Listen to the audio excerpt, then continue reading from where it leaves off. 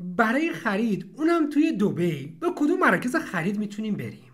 دبی به عنوان پایتخت جهانی خرید تجربه دوگانه و منحصر به فرد به بازدیدکننده‌هاش میده. از یک طرف مراکز خرید فوق مدرن و مجلل و از طرف بازارهای سنتی.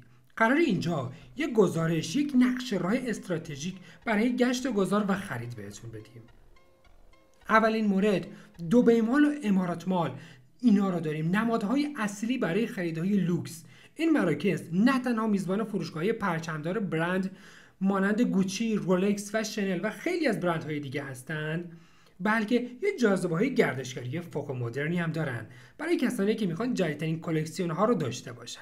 مورد دومی مراکز خرید موضوعیه. ابن بطوطه مال، بزرگترین مرکز خرید موضوعی جهان، بازدید کننده ها رو به یه سفر تاریخی و فرهنگی میبره. برندهای محبوب و قابل دسترس رو ارائه میدن که با گزینه‌های عالی برای خانواده ها تبدیل شده.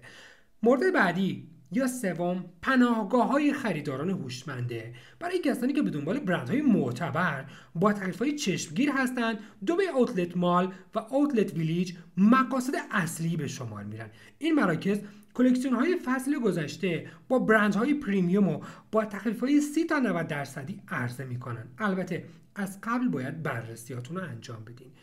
و مورد چهارمی بازارهای متنوع اقتصادی.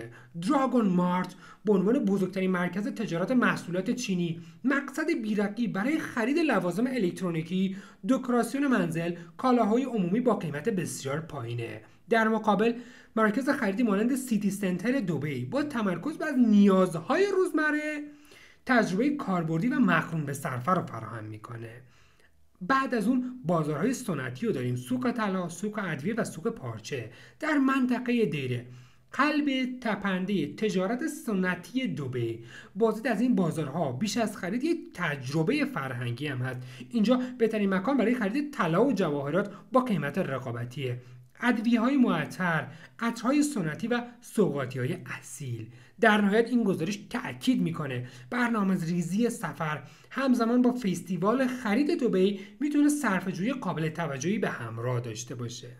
برای اینکه بتونید بهترین تصمیم رو بگیرید یه فایل آماده کردیم که همه مراکز رو با دسته‌بندی و نزدیکترین ایستگاه مترو نشون میده. اگه خواستید این فایل رو داشته باشین کافیه کلمه فایل رو برای ما کامنت کنید.